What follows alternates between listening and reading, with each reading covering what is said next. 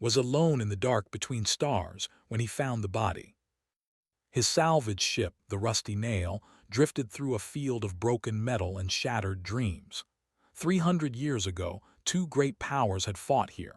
The hegemony and the crystalline accord had thrown everything they had at each other. Millions of ships, billions of soldiers, weapons that could crack planets like eggs. Now there was only silence and debris. Made his living picking through the bones of that old war. Most salvagers avoided this sector. They said it was cursed. They said strange things still moved in the wreckage. They said the ghosts of dead soldiers haunted the floating tombs of their ships. Did not believe in ghosts. He believed in money, and the debris field was full of valuable technology that nobody else was brave enough to collect. He was from Earth. Of the galaxy had given his home planet that name because everything on it tried to kill you. The weather, the animals, the plants, even the tiny creatures too small to see could destroy you from the inside. Humans had evolved in that nightmare, and they had learned to fear nothing. So flew where others would not go, and he took what others were too scared to touch. His ship's scanner beeped. Something large was floating half a kilometer to port, adjusted his course and squinted at the readout. The object was 7 meters long and made of materials his computer did not recognize. That meant it was old, very old, probably crystalline accord technology. The accord had been the more advanced of the two powers. Their technology was worth 10 times what salvage brought. Felt his heart beat faster as he moved closer. The shape came into view through his cockpit window, and felt his breath catch in his throat. It was not a piece of debris, it was a guardian. Every spacer knew about the guardians. The crystalline accord had built them as living weapons. They were not quite robots and not quite alive. They thought, they felt, they made decisions, and they had destroyed entire worlds. The history files said a single guardian could fight off a fleet. They said the guardians had no mercy, no fear, no hesitation.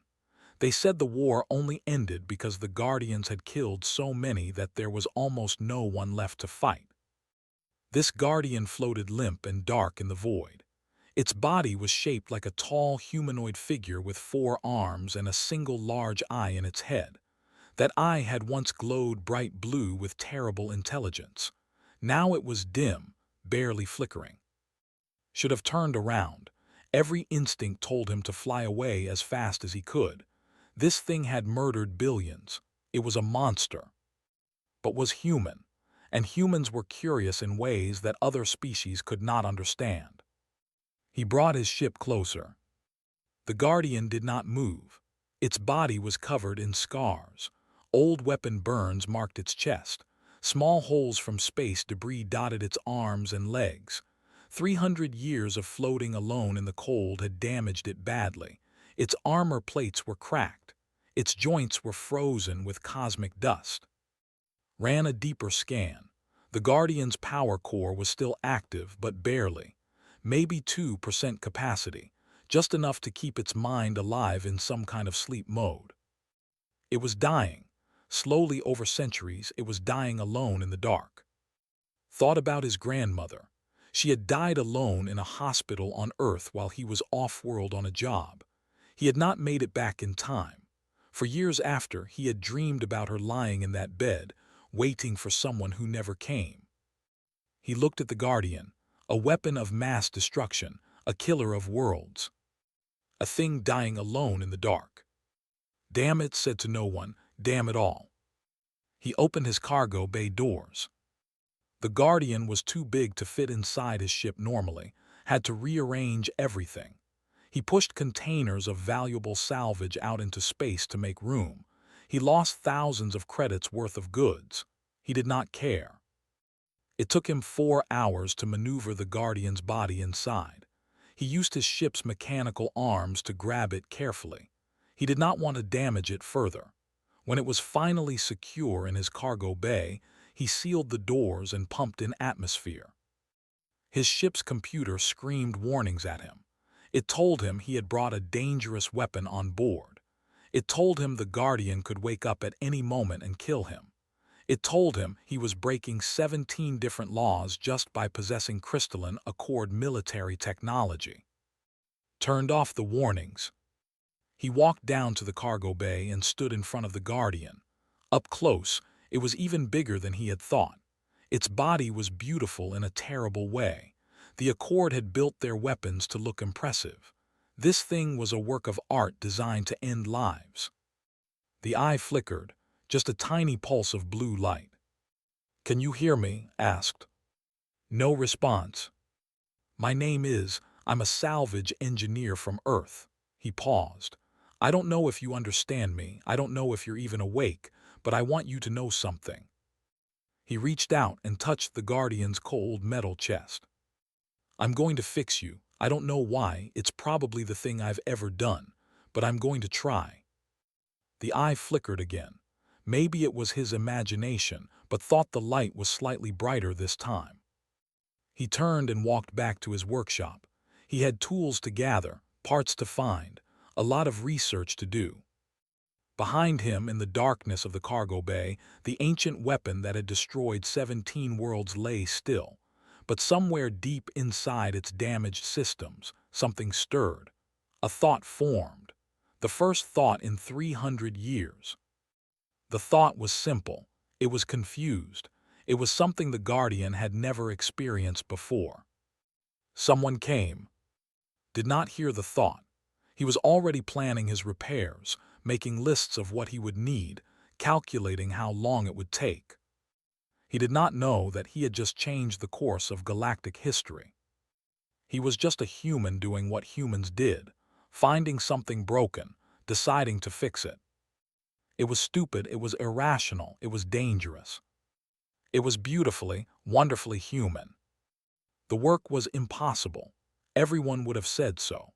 The Crystalline Accord had been the most advanced civilization in the galaxy, and their technology was beyond anything that existed today. Trying to repair a Guardian was like a child trying to fix a spaceship with glue and string. Did it anyway. He started by studying. He downloaded every file he could find about the Accord and their machines. Most of the information was lost or destroyed, but some had survived.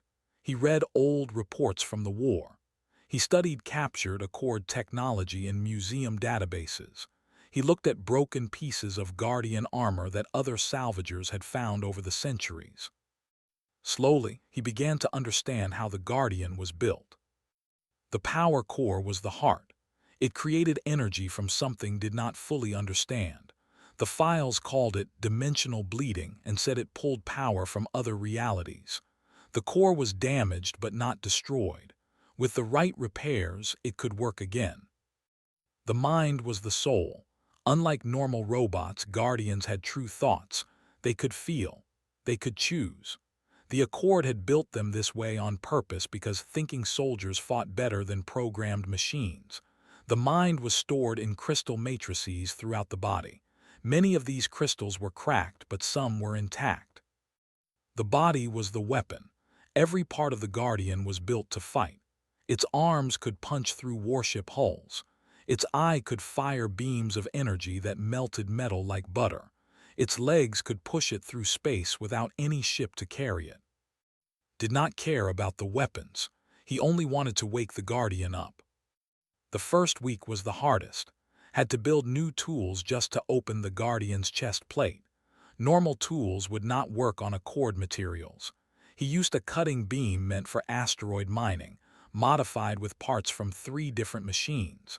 It took him 2 days just to remove 4 bolts. Inside the Guardian's chest, he found a mess. Wires that were not really wires. Tubes filled with liquid that glowed faintly. Crystal blocks covered in symbols he could not read. And at the center, the power core. It was a sphere the size of his head, floating in a cage of metal rings. The core was cracked. A deep line ran across its surface, and dark liquid leaked from within. Did not know what the liquid was. He touched it with one finger and his skin went numb for 3 hours. He built a patch. It took him a week to design it and another week to make it. He used pieces from engines and human electronics and things he found floating in the debris field. It was ugly. It was crude. It should not have worked. But when he installed it and activated the core, the Guardian's eye glowed brighter. The power level rose from 2% to 15%. Laughed alone in his cargo bay. It was a wild laugh, the laugh of a man doing something crazy and loving every moment. He kept working. The second month was about the crystals. The Guardian's memory and mind were stored in hundreds of crystal blocks throughout its body. Many were shattered beyond repair. Removed them carefully and examined what was left. He could not replace the crystals. Nothing in the modern galaxy could make them, but he could work around the damage. He wrote new code, human code. He connected the working crystals to each other in different ways, creating new paths for the Guardian's thoughts to travel. It was like performing brain surgery on a god. Sometimes the Guardian moved during the repairs. A finger would twitch, an arm would shift slightly. The eye would focus on for a moment before going dark again. These moments scared him, but they also made him work harder. He talked while he worked. He did not know if the Guardian could hear him, but he talked anyway. He told it about Earth. He told it about his family. He told it about the time he got lost in the Amazon jungle for 3 days and had to eat insects to survive. He told it about his grandmother and how she used to make soup that could cure any sickness. He told the Guardian that it would be okay. The third month was about connections, had fixed the power core. He had repaired what he could of the mind. Now he needed to connect everything together. The Guardian's body was full of pathways that carried energy and information. Many of these pathways were damaged. Replaced them with human cables and conduits and pieces of optical fiber he had been saving for years. The result was ugly. Inside the beautiful Accord body, there was now a mess of different technologies held together with welding and hope. But it worked. On the 42nd day of repairs, connected the final cable. He stepped back and looked at his work. The Guardian lay on his cargo bay floor, chest plate open, filled with the garbage of 3 different civilizations. "Okay," said, "let's see if this works." He sent a wake-up signal to the power core. Nothing happened. Waited 1 minute, 2 minutes, 5 minutes. He was about to give up when the Guardian's eye blazed to life. Not a flicker this time. A true glow, bright blue light filled the cargo bay. The Guardian's head turned. It looked at its own body. It looked at the tools scattered around the floor. When it spoke, the voice was deep and resonant. It vibrated in its chest like a drum. "Why?" One word, the first word it had spoken in 300 years. Felt tears in his eyes. He did not know why. He had not cried in years. "You were broken," he said. "I fix things." The Guardian was silent for a long moment.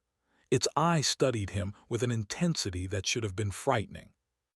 "I am a weapon," it said.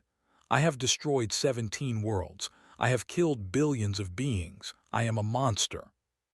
Shrugged, it was a human gesture that the Guardian did not understand. "That was a long time ago," said. "Things change." "I do not understand." "Neither do I," smiled.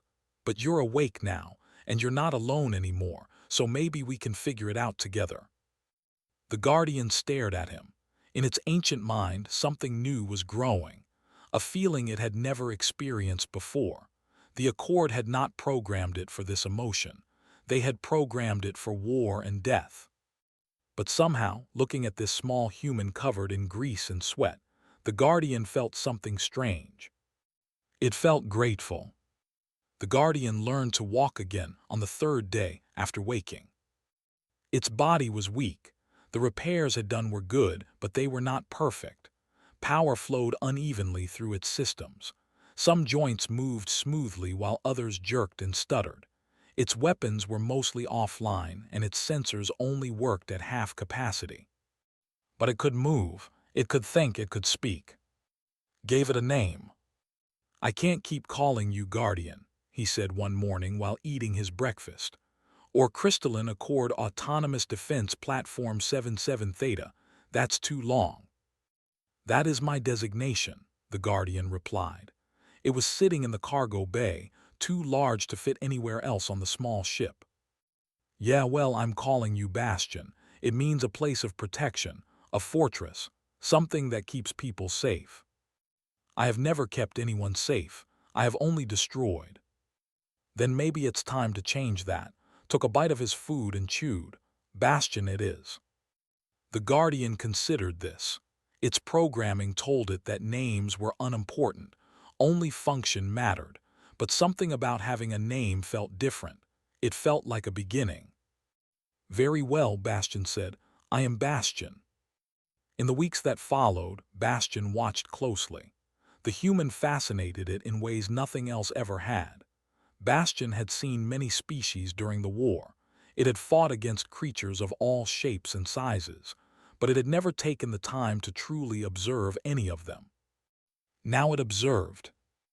The first thing Bastion noticed was how fragile seemed. His body was soft. His bones were thin compared to warriors or Accord engineers.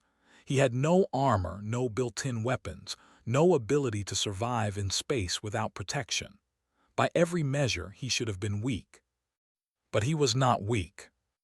Lifted heavy objects without help. He worked for hours without rest. He breathed air that would have poisoned most species in the galaxy. He consumed chemicals with his food that were labeled as toxic in Bastion's database. One morning, Bastion watched eat something red and shiny. What is that substance? Bastion asked. Oh, this is a pepper habanero from Earth. Bit into it and chewed happily. Bastion scanned the pepper. Its sensors detected high levels of capsaicin, a chemical compound used by several species as a weapon. That is a poison, Bastion said. What? No, it's just spicy. Took another bite. Want to try some? I do not eat. Right, forgot, grinned. But yeah, we put this stuff on everything back home. Burns a little, but the flavor is great. Bastion processed this information for a long time. Humans ate poison for flavor. They considered burning sensations enjoyable. This was deeply strange. It was also impressive. Bastion began to research Earth. It accessed old files in its damaged memory banks. It asked questions. It searched through salvaged data cores that had collected over the years. What it found disturbed it. Earth was classified as a Category XII. This was the highest rating possible. It meant that the planet was so hostile to life that nothing should be able to survive there.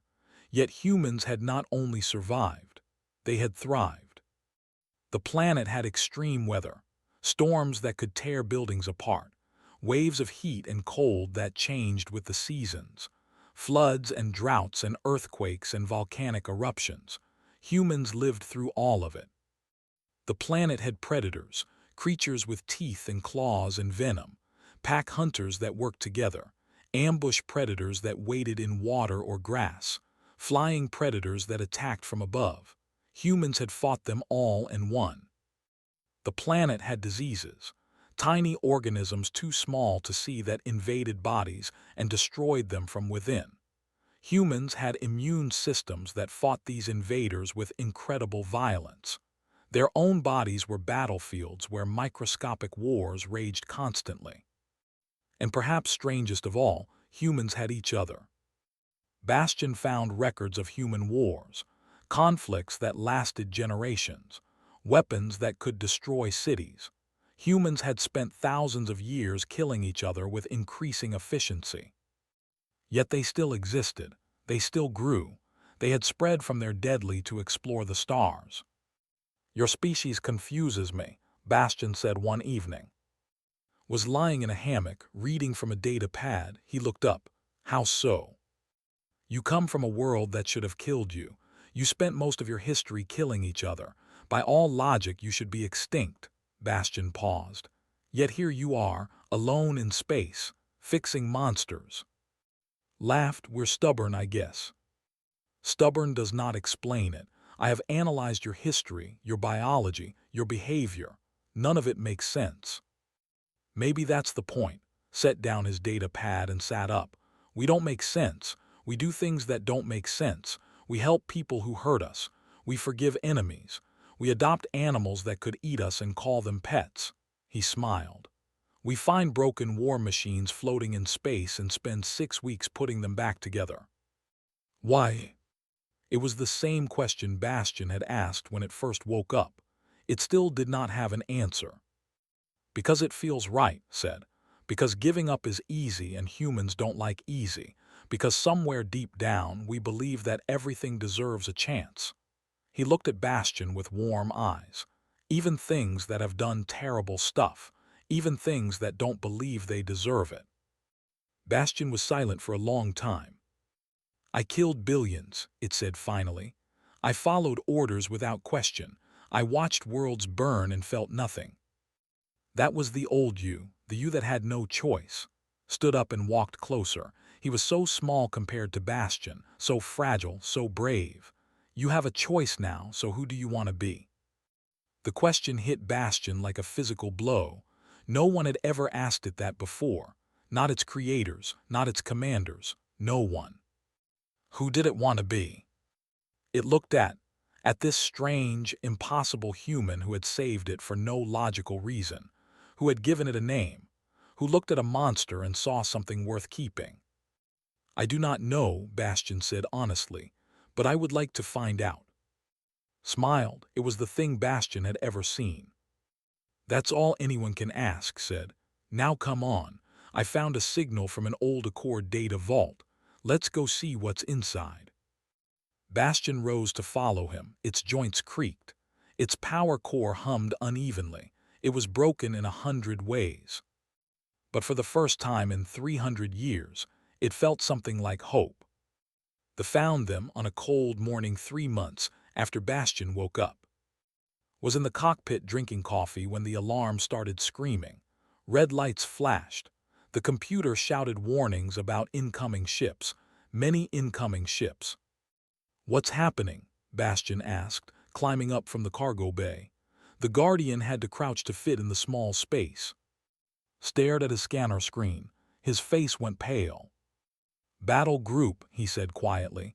6 ships, heavy cruisers. They must have detected your power signature.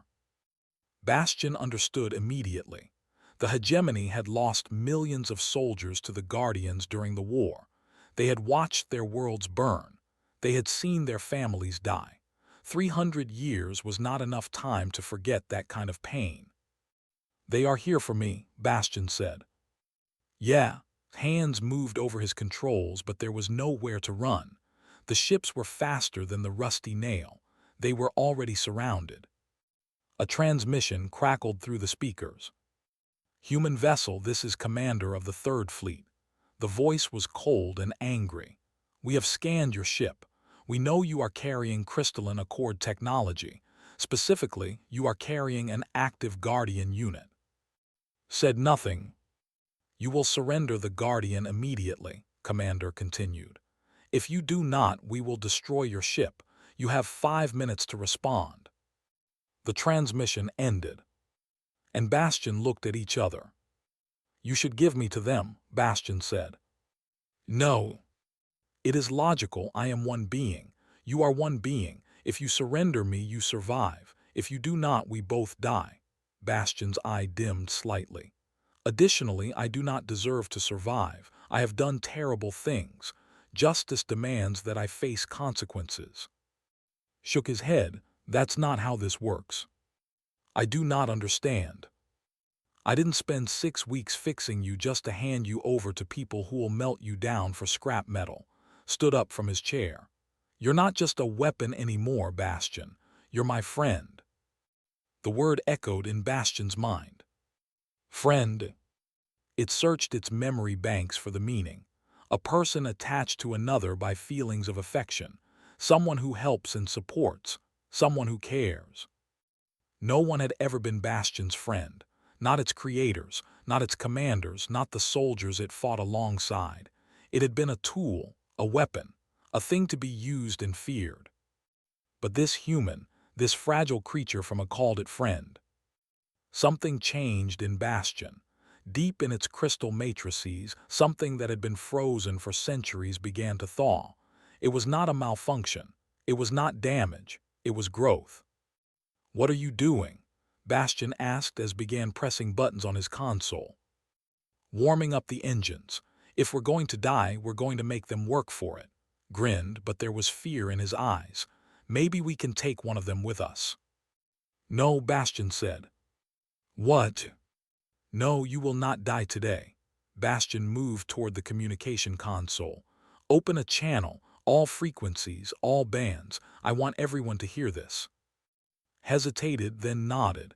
His fingers danced over the controls. "Done. You're broadcasting to the entire sector." Bastion's eye blazed bright blue. When it spoke, its voice carried across the void to every ship, every station, every receiver in range. "Battle Group, this is Crystalline Accord Autonomous Defense Platform 77 Theta. Designation: Bastion. I am broadcasting on all frequencies so that my words may be witnessed and recorded by all who can hear them." Commander's voice came back immediately. "Guardian Unit, you are ordered to power down and surrender. You are a war criminal. You will face justice for your crimes." "I do not deny my crimes," Bastion replied. 300 years ago I destroyed 17 inhabited worlds. I killed billions of beings. I followed orders without question because that was my purpose. I was a weapon. I had no choice in what I did." Silence from the ships. "But today I do have a choice." Bastion's voice grew stronger. "A human found me dying alone in the darkness of space.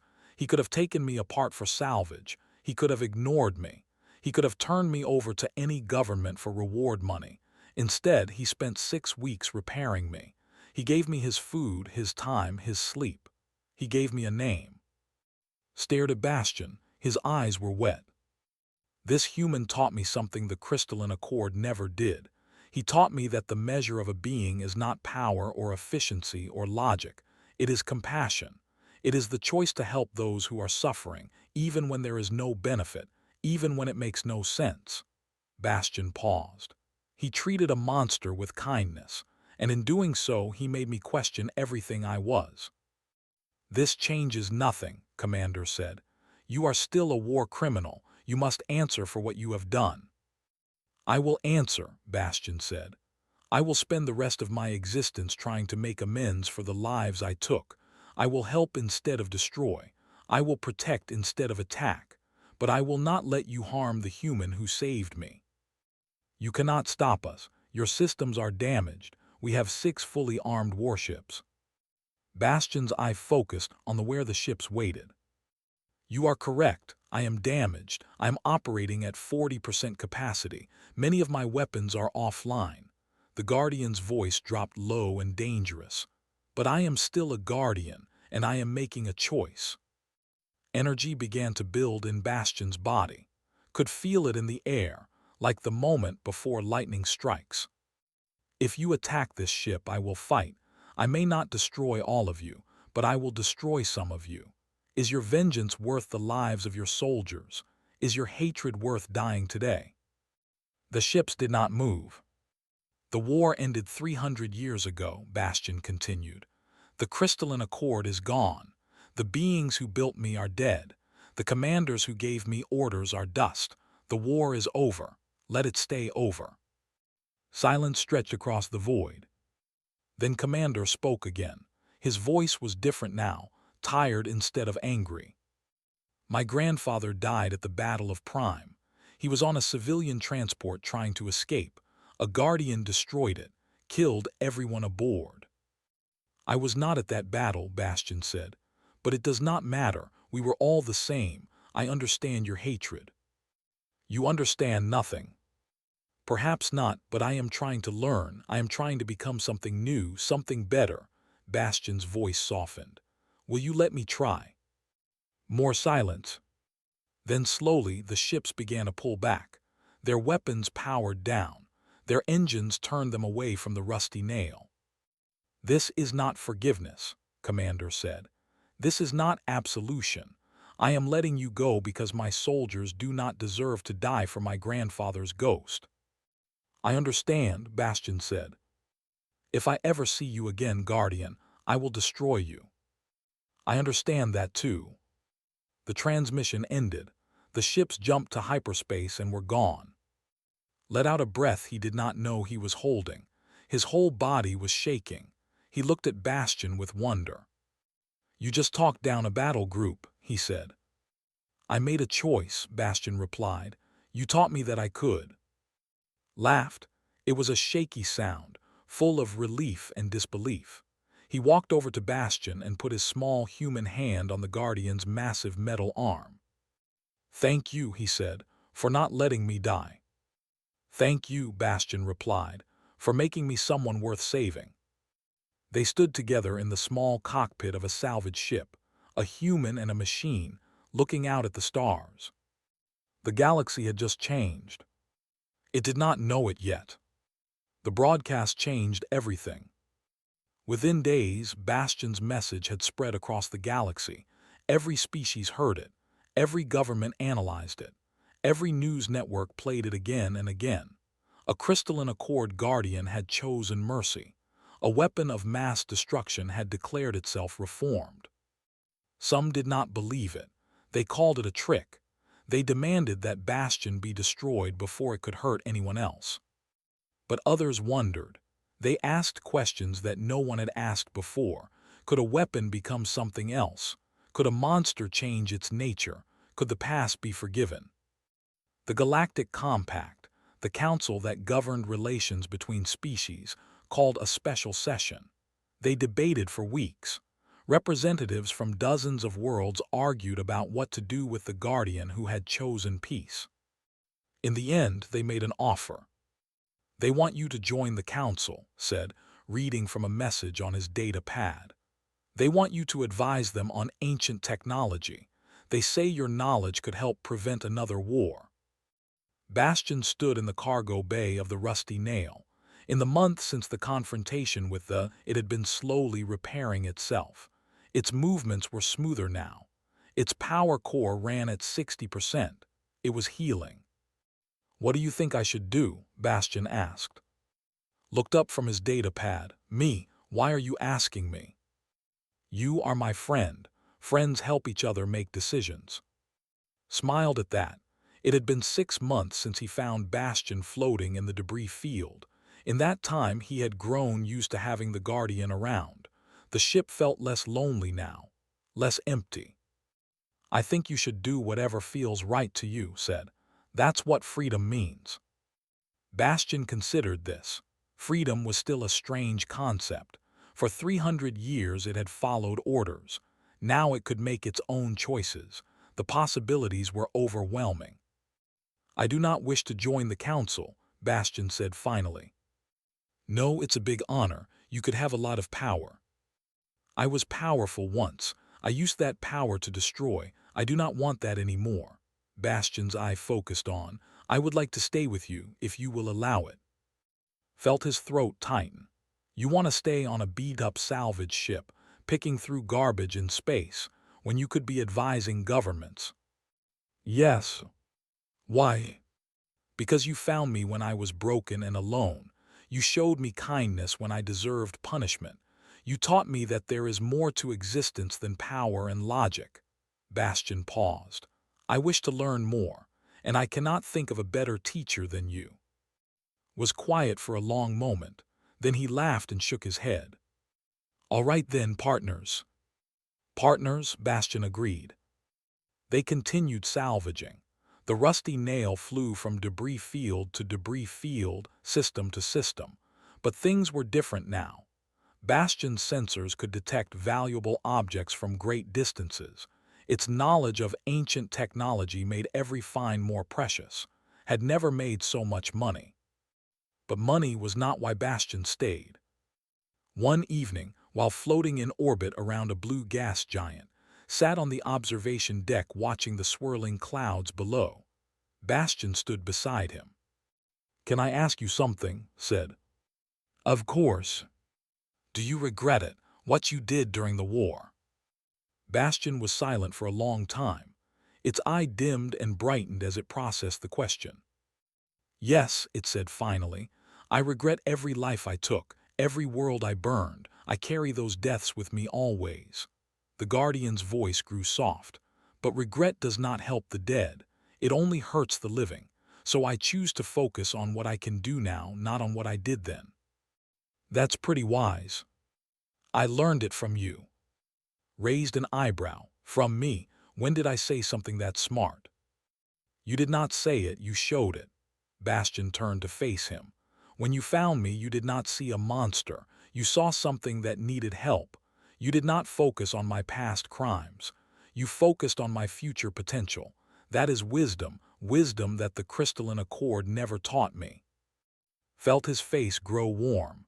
He was not used to compliments, especially not from ancient war machines. I'm just a salvager, he said. I find broken things and fix them. It's not that special. You are wrong, Bastion said. What you do is very special. It is what humans do. You find broken things everywhere, machines, animals, people, other species.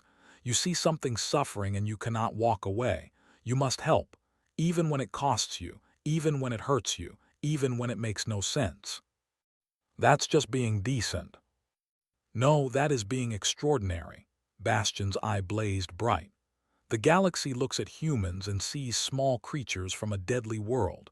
They see short lives and fragile bodies. They think humans are weak.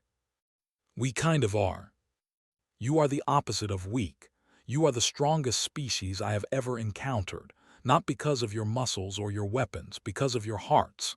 The Guardian's voice resonated through the observation deck. You carry compassion like a weapon. You wield kindness like a shield. You refuse to give up on anything or anyone. That is strength. That is power. That is what will change the galaxy. Stared at Bastion. He did not know what to say. I have run calculations, Bastion continued. I have studied human history. I have analyzed your behavior, and I have reached a conclusion. What conclusion? Your species will save us all. Bastion moved closer. Not through war, not through conquest, through the simple, stupid, beautiful act of caring about strangers. You will meet new species and show them kindness. You will find ancient enemies and offer them peace. You will discover broken machines floating in debris fields and give them names and purposes. That's a lot of pressure. It is not pressure. It is observation. It is already happening. You are already doing it. Bastion placed one massive metal hand gently on shoulder. You saved me. You gave me a second chance. I will spend the rest of my existence trying to be worthy of that gift. Looked up at the Guardian, his friend, the monster who had become something more. You already are worthy, he said. You just don't know it yet. Bastion's eye flickered. If a machine could cry, it might have looked something like that. Then I will work to believe it, the Guardian said. That is another thing you have taught me, how to hope. They stood together watching the blue clouds swirl below them. A human and a machine, and a Guardian, two broken things that had found each other in the darkness of space. The galaxy was vast and old and often cruel, but it also contained kindness. It contained second chances. It contained small acts of compassion that could change everything. Did not know it, but historians would later call this the beginning of the human era. The time when humans taught the galaxy to care. The time when enemies became friends. The time when weapons became guardians. It all started with one man, one ship, one broken machine. And the stubborn human belief that everyone deserves to be saved. Even monsters. Especially monsters.